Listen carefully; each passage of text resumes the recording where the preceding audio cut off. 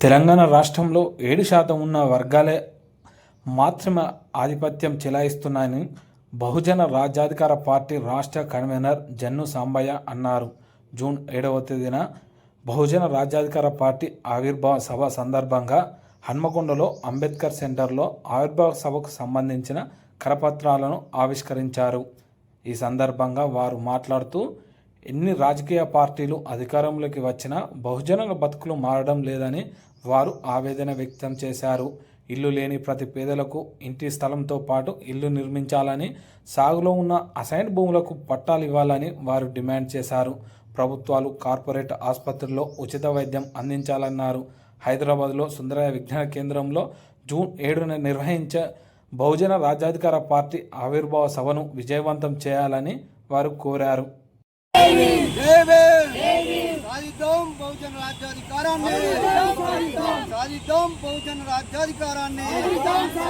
జై భీమ్. మహనీయుల ఆశయాలను, మహనీయుల ఆశయాలను, మహనీయుల ఆశయాలను బహుజన్. గత 40-50 సంవత్సరాలుగా ఏదైతే సాంఘిక, ఆర్థిక, రాజకీయ అసమానతలకు గురవుతూ వెట్టి సాకిరికే పరిమితమై హీనమైన జీవితాన్ని గడుపుతున్న ఏదైతే బహుజన వర్గాల ప్రజలు ఉన్నారో, మరి ఆ బహుజన వర్గాల ప్రజలకు బాబాసాహెబ్ అంబేద్కర్ గారు కల్పించిన రాజ్యాంగంలోనే ప్రతి పేదవారికి సొంత భూమి, ఉపాధి, ఉద్యోగ కల్పన ఏదైతే కోరుకున్నాడో మరి అవి అందించడమే దిశగా ఈరోజు ఒక బహుజన ఉద్యమాలు కానీ, బహుజన రాజకీయ పార్టీలు కానీ ఆ దిశగా పనిచేయాల్సిన అవసరం ఉన్నప్పటికీ కూడా మరి ఇక్కడ తెలంగాణ రాష్ట్రంలోనే గత 30 సంవత్సరాలుగా వివిధ కుల రాజకీయాలు, మత రాజకీయాలు, బహుజన సంస్థలన్నీ కూడా స్వార్థ ప్రయోజనాలకు అంకితమై పరిమితమై పనిచేస్తున్న క్రమంలో మరి ఈరోజు ఏదైతే బహుజన మహనీయులు మహాత్మా జ్యోతిరావు పూలే అంబేద్కర్ కాన్సరామ్ గారు కోరుకున్న బహుజన రాజ్యం ఏదైతే ఉందో మరి అది సాధించడం ఒక దిక్సూచిగా అది సాధించడమే ప్రధాన లక్ష్యంగా మరి ఏ పార్టీ కూడా ఈరోజు పనిచేస్తున్న సందర్భాలు లేవు.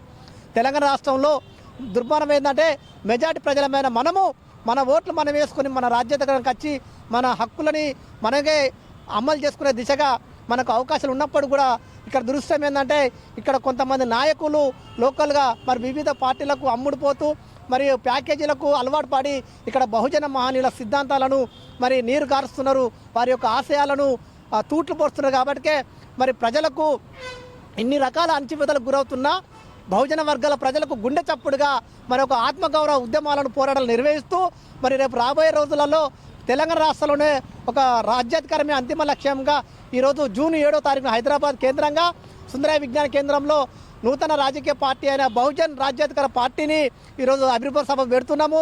ఆ బహుజన్ రాజ్యాధికార పార్టీ యొక్క లక్ష్యము, ఒక ముఖ్య ఉద్దేశం ఏంటంటే ఈ తెలంగాణ రాష్ట్రంలో ఉన్న ప్రతి పేదవారికి సొంత భూమి, సొంత ఇల్లు, ఉపాధి, ఉద్యోగం అవకాశాలు కావాలని చెప్పి కల్పించాలని చెప్పి ఆ ప్రధానమైన అంశాల మీద డిమాండ్గా చేసుకొని ఈరోజు కొత్త పార్టీ పెట్టడం జరిగింది. ఆ కొత్త పార్టీ బహుజన రాజ్యాధికార పార్టీ యొక్క పేరుతోటి ఈరోజు అంతిమ లక్ష్యంగా రాజ్యాధికారమే అంతిమ లక్ష్యంగా మరి పార్టీని మేము ఆవిర్భావం చేయబోతున్నాము.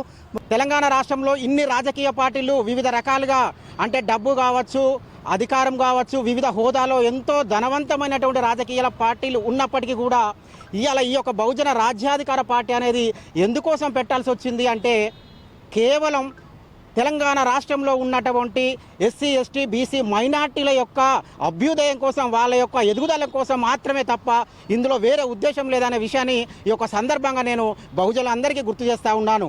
మరి ఎంతకాలం ఈ యొక్క బహుజనులందరం కలిసి వివిధ రాజకీయ పార్టీల స్వార్థపూరిత రాజకీయ పార్టీల జెండాలు మోద్దాం, వారి యొక్క జేబులు నింపే కార్యక్రమం చేద్దాం. ఇది వద్దు, ఇది బంద్ చేయాలి. ఇక్కడ నుంచి మన కోసం, మన బహుజనుల కోసం తప్పకుండా మనమే ఒక పార్టీని సృష్టించుకొని మరి మెజార్టీ ఓట్లు మన దగ్గర ఉన్నాయి, మన ఓట్లు సీట్లు వాళ్ళై, తిరిగేది మనం, ఫలించేది వాళ్ళు. ఇది ఎక్కడి న్యాయం? ఇది కావద్దు. కాబట్టి మరి మేధావి వర్గంతో కూడా చాలా రోజుల నుంచి సమాలోచనలు చేస్తూ వివిధ వర్గాలను కలుపుకొని పోతూ మరి ఈరోజు ఇక్కడ కరపత్రికను ఏర్పాటు చేయడం జరిగింది.